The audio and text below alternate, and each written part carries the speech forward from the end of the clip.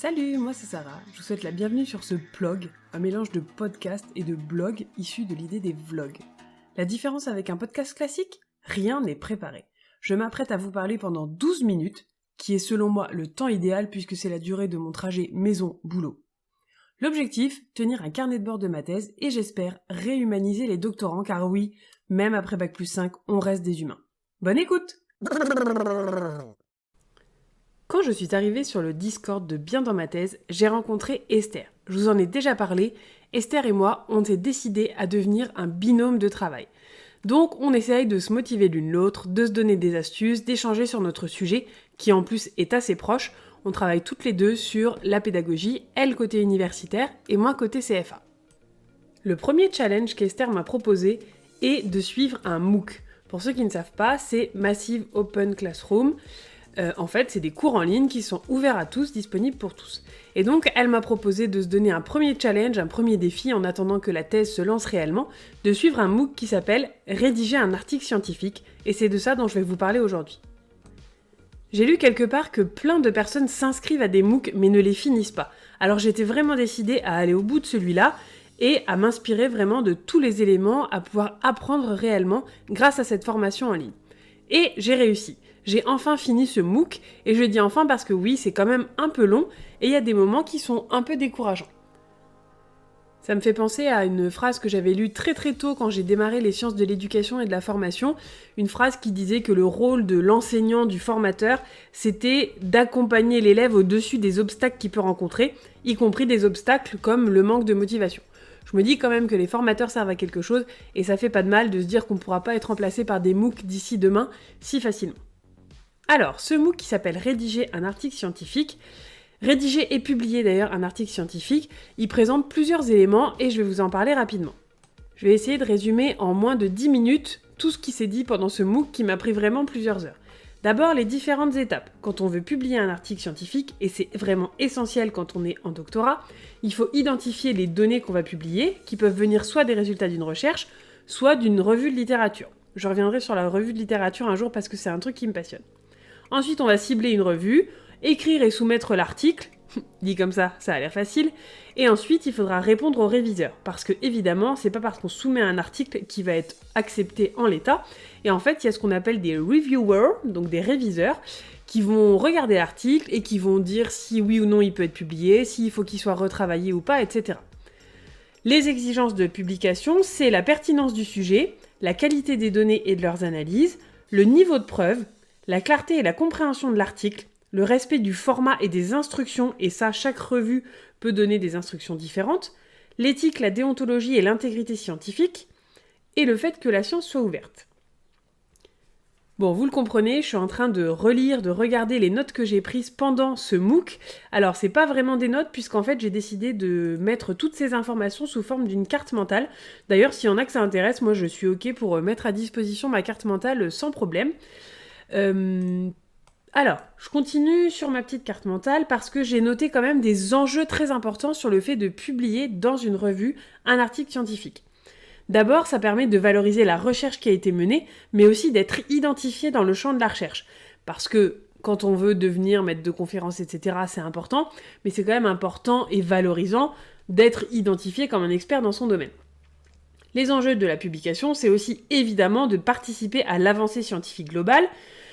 On en avait parlé, je vous avais expliqué qu'on pouvait considérer que les données scientifiques, les informations qu'on crée, les savoirs que l'on crée quand on fait de la recherche, c'est comme des petites briques qui font un mur. Bon si on donne pas sa petite brique à tout le monde en publiant des articles, ça sert à rien.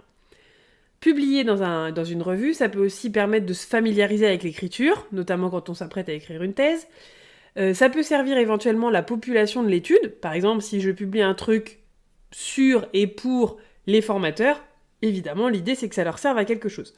Il y a aussi des enjeux plus institutionnels pour l'université de rattachement, le laboratoire, etc.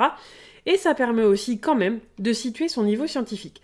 Parce que si on est tout le temps recalé et que nos articles ne sont jamais publiés, il faut peut-être se poser des questions. Peut-être il fallait suivre le MOOC. Et c'est mieux. Alors, comment on fait pour rédiger un article scientifique ? Alors là, il y a tout un plan. Alors ça s'appelle le plan IMRAD. Alors I, c'est introduction. Après, il y a 2 M pour matériel et méthode, c'est le truc le plus important. Les résultats, la discussion et la conclusion. Donc l'idée, ça va être de présenter tout ça. Je vous fais un rapide parcours de ces différents éléments. Alors d'abord le titre. Évidemment, c'est le truc le plus important de l'article, puisque c'est sur ça qu'on se base pour savoir si on va lire ou pas un article. Et ça, je le vis tous les jours. Dès que je vois un article, en fait, je lis le titre. Si le titre, j'ai un doute, je vais lire la suite. Si j'ai pas de doute de me dire non, ça correspond pas, ça dégage. Donc le titre est vraiment super important. Et dans le titre, on essaye d'utiliser des mots-clés, puisqu'évidemment, ça sert aussi au référencement de l'article. Sur le référencement, je vous explique pas trop en détail ce que c'est, mais s'il y en a que ça intéresse, je pourrais aussi faire un podcast dessus. C'est plutôt des trucs de com, mais en gros, c'est faire en sorte que les gens nous retrouvent quand ils tapent des mots-clés dans un moteur de recherche. En dessous du titre, on va avoir le résumé. Le résumé, il doit capter l'attention du lecteur. Généralement, il est entre 200 et 500 mots, mais ça dépend des revues, encore une fois. Chaque revue propose ses instructions spécifiques. Donc, c'est une version condensée de l'article. On présente le sujet, les objectifs, la méthodologie, les résultats et les conclusions. De la même manière, l'idée, c'est aussi d'être utilisé pour le référencement, et on lit plutôt régulièrement le résumé. J'ai même lu qu'on pouvait proposer des résumés sous une forme graphique, une forme schématique. Alors là, moi j'adore, je suis fan de schémas, donc peut-être qu'un jour ça m'arrivera.